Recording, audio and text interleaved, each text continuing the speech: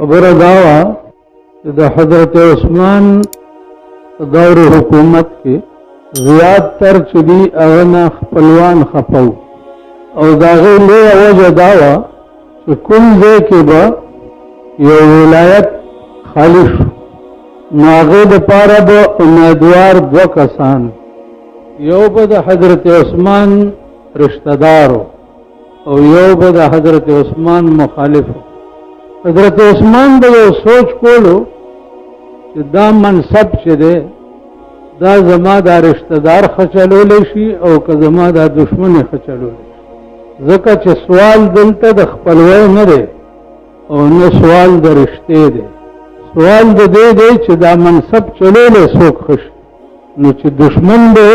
هغه منصب ښه چلولی شو نو دشمن به هلته ولګولو او رشته دار به پرېښود د دې خبره ته نه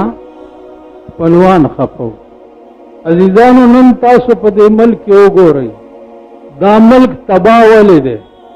دلته سوال د دې نه دی چې دا منصب چلولی څوک ښه شي او دې دپاره ایماندار څوک دی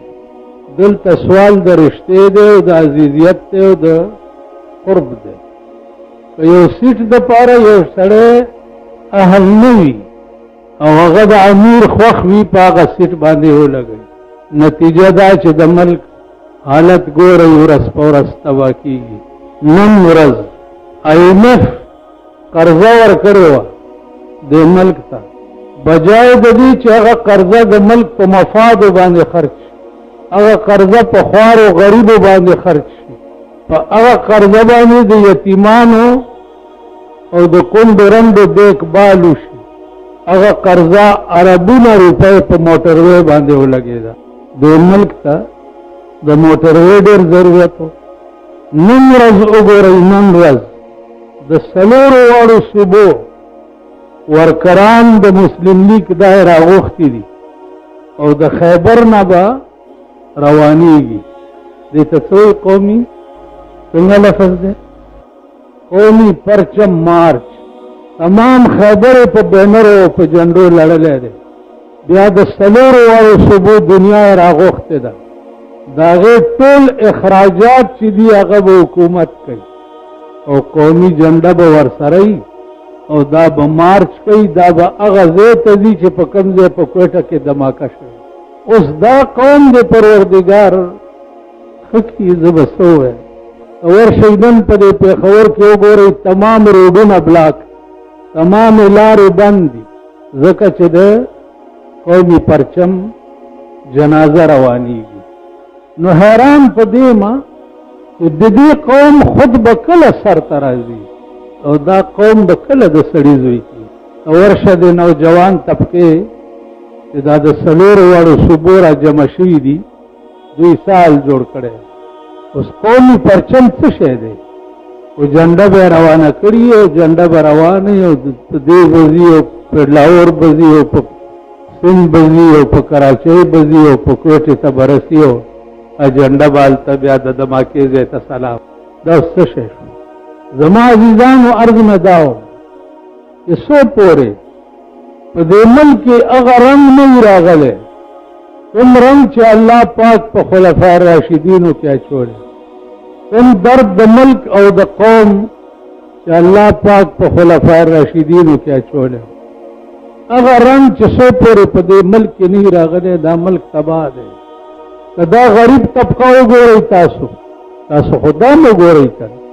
خلفاء راشدین هغه خلک وو چې د اسمان نه به ورته سلامونه راتله د الله پاک دومره لوی منظور نظر قوم و د هغې مړي مو ګورئ د هغې ژوندي مو ګورئ د هغې ودونه مو ګورئ د هغې د بال بچ او د قوم تربیت مو ګورئ د ابوبکر صدیق په دور خلافت کې هغه ته د بیت المال نه پاو اوړه د سړي په سر مقرر شوي پاو اوړه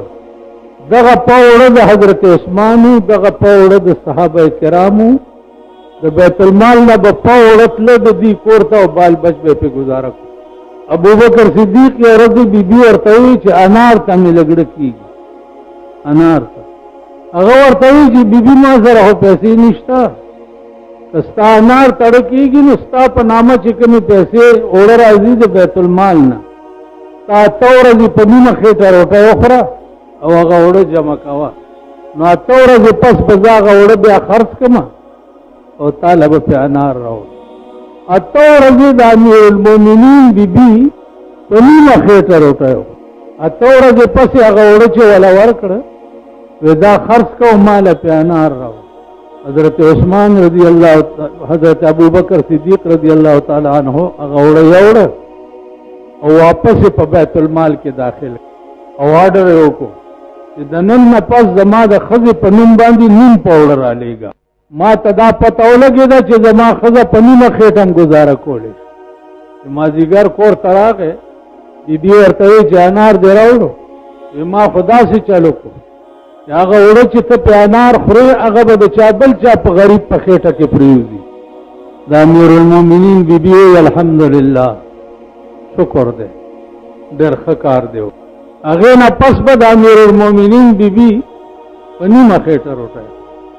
نن د پاکستان بیبیانې وګورئ هر مازدیګر نن نه تاسو ورشئ په کراچۍ دا څه بلا دی صدر کې په شفی مارکیټ کې تماچا وکوي د ښځو بیا حیات آباد ته ورشئ هلته تماشې وکوي د ښځو بیا آرمی سټیډیم ته ورشئ هلته تماشې وکوي د 50 کاله وشو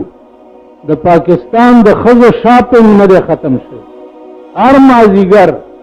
ښځې ګوتی په غاړه کې اچولي او مازدیګر شاپنګ ته روان شاپنګ کې هلته څه شی سرخی دا او پاؤډر دی او ناخن پالش دی او پلانې قسم جوړه دا او پلانې قسم کپڑا دا اوس لا یو بل قسم غګرې جامې راووت وړو زړو چې ګورې صاحب یو غګره غوندې اغوستي لکه پخوا به چې سپینګیرو ته پته ده دا لښتي به چې ګډېده که نه د لښتو به داسې غګرې اچولې نن هغه د لښتو غګرې ښځو اچولي او د معتبرو نه زما ګیله نشته خدای دې دا غریبان هلاک کړي د دوی ښځو اچولي اصلي د ډم زامن دا دي د نور هېڅې وس کې نه کېږي نو دلته سیزن غوندې دغه دي دا بینډ بازي والا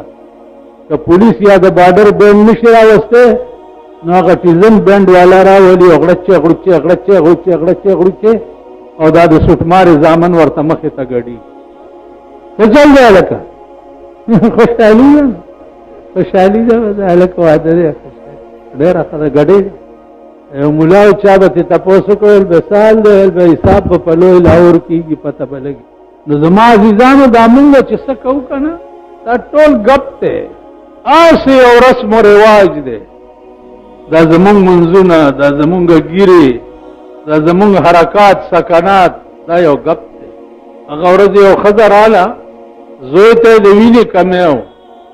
نو هغه ویلې به ډاکټرانو ویل چې وینه ورته پیدا کوي که نه دا مړ کېږي په څو کېږي ویلې 500 روپۍ بیګ دی 2 بیګه ورته خیجئ ښځه ما پېژنده کور ته راپسې راغلی وه او واقع زوی دا چل مال پلاني خان ته دې ویلي دي ویلی پلاني خان ته چې ورغلم نو 10 روپۍ راکړه بیا مې د بل خان نامه ورته واغسته ویل هغه 15 روپۍ راکړه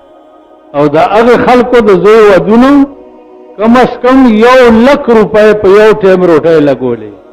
1,00,000 روپۍ او د غریبې د بچي زوی ته د وینې ضرورت نو 15 روپۍ وه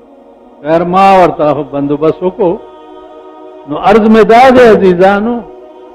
چې منځونو او کیسو باندې کار نه کېږي کار دا کېږي چې ستا په مخ کې یو سړی محتاج دی او ته پوهېږې چې د ده د خدای په دنیا کې هېڅ چاره نشته او ورڅه در سره دي او ته ورته بندوبست ونه کړې ته به خدای له څه جواب زمونږ استاد هغه به وایي چې نمازاں تیرا سیاپا کرم تیرے ذات نور نمازاں تیرا سیاپا کرم تیرے ذات نور حلال حلام دی تمیز میں کی تی روزہ کی کرو دغ منزن دستا ویرو کی ادارو جد ډیر ډیر پتا باندې جاړي د خو د بد تمیز در کې نشته د ستا مونږ به څنګه کېږي او ستا روژه به څنګه قسم په خدای دی چې دا څومره پیسې تاسو په دې ودونو او په ښځو او په سړو په روټیانو باندې لګوئ دا کمپلیټ طور د شیطان پاروا کمپلیٹ دا چاله دی چې دومره کارډ لېږلی یو ہمارے برخوردار کی خوشی میں آپ تشریف لائے متمنی شرکت فلانے خان خنزیر فلانے خان سور دا بچہ فلانے خان خنزیر دا بچہ لاندې یو 200 کسان لیکلي هغې له په دې ونه غوړه کړي چې تا نامه مې په کارډ کې لیکلې دا دلم پې خوشحالي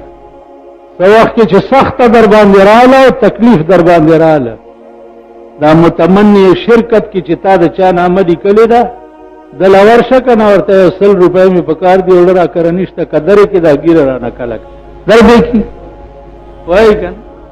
دا شوپاړو لم چې راغوښتي که نه دا د ګډې زامن او ظالمانو کله به د سړي زامن کېږي کله به سړي کېږئ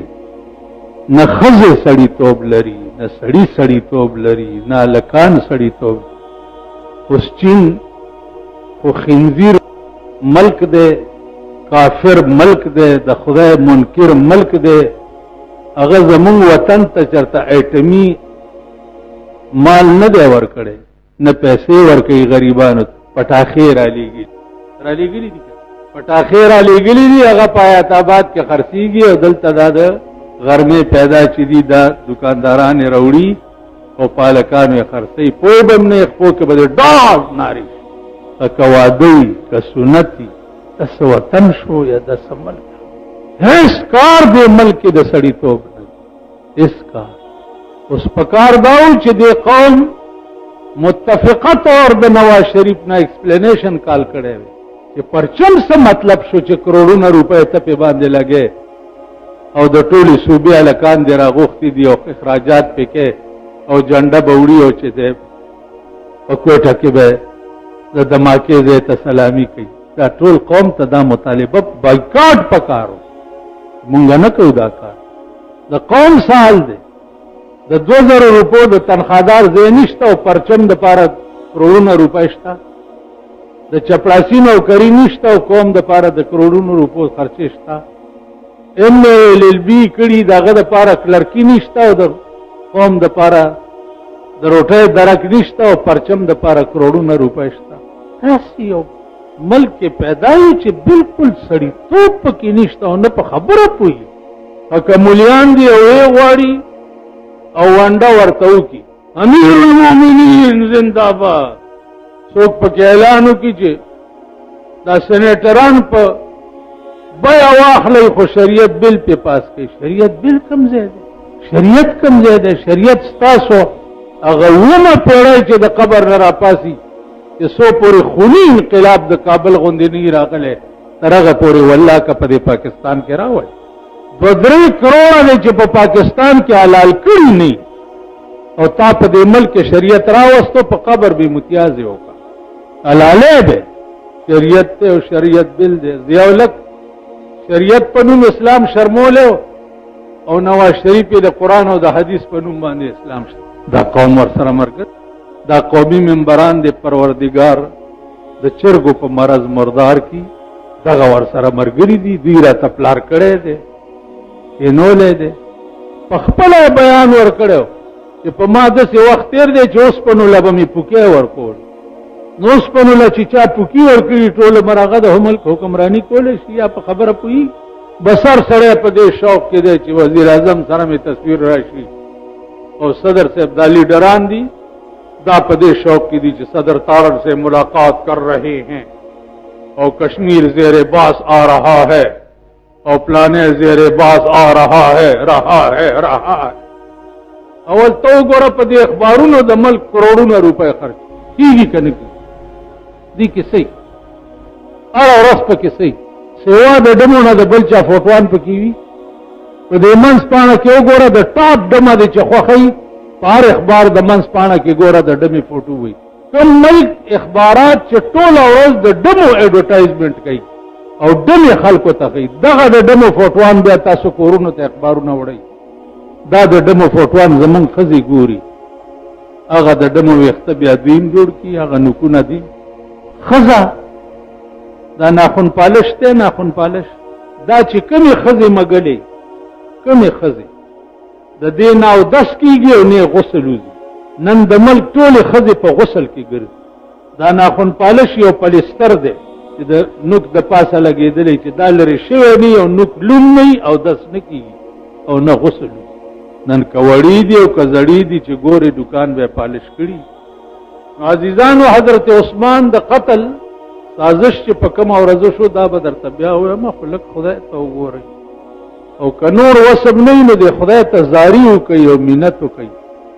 یا الله په دې ملک کې څه د خیر اسباب پیدا کړي او خدای چې دا څوک یې پکې نه پیدا کوي پروردګاره هلاک یې کا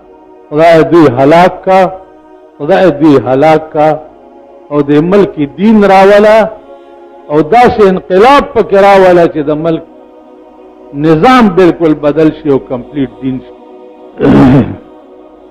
عزیزانو په دې ټول کال کې دا 2 میاشتې دي چې په دې میاشتو د پاره به رسول الله صلی الله علیه وسلم خصوصي دعا کوله الفاظ به دا وي چې اللهم بارک لنا فی رجب وشعبان وبلغنا الى رمضان یا الله مونږ له برکت راکې په رجب میاشت کې او بیا برکت راکې په شعبان میاشت کې او په خیر خیریت باندې هم ورسې د رمضان میاشت رجب دا تیر شوی میاشت و چې عام خلق پکې د زکات میاشت ورته وایي اصلي نوم د دې د رجب او دې د پاره به دعا رسول الله صلی الله علیه وسلم کولا یا اللهم بارک لنا فی رجب و شعبان وبلغنا الی رمضان عزیزانو په دې 2 میاشتو کې 2 شپې دي چې دا غي مثال بیا په ټول کال کې نشته اگرچه مسلمان قوم دا 2 میاشتې د ډمتوب تصور کړی پر رجب کې ودونه کوي نو کمپلیټ طور پکې ډمتوب په شعبان کې ودونه کوي کمپلیټ طور پکې ډمتوب یعنی دې ډم قوم ته دا 2 میاشتې د ډمتوب ښکاري حالانکه په دې 2 میاشتو کې 2 شپې دي چې دا غي مثال بیا په ټول کال کې نشته د 13 میاشتې رجب کې په 27 تاریخ باندې د رسول الله صلی الله علیه وسلم معراج شوه او په شعبان میاشت کې یو شپه ده چې هغه ته شب قدر وایي ليله القدر وایي بیګاوا په ولسم د شعبان باندې د اسمانونو کال نوې کیږي لکه څنګه چې دنیا کې کال نوې کیږي د کبي میاشت نه جنوري نه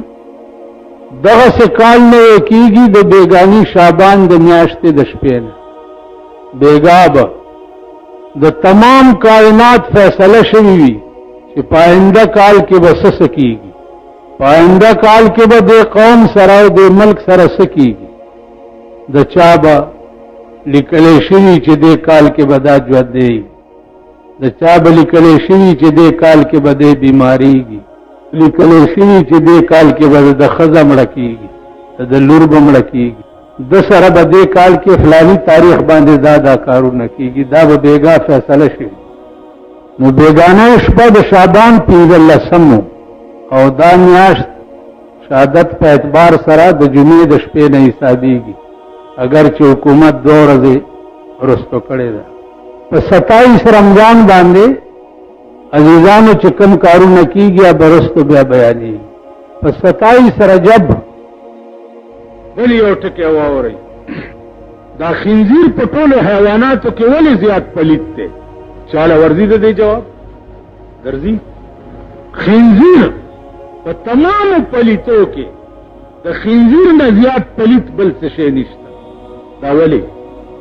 ځکه چې خنزیر بے غیرت دی بے غیرت څنګه دی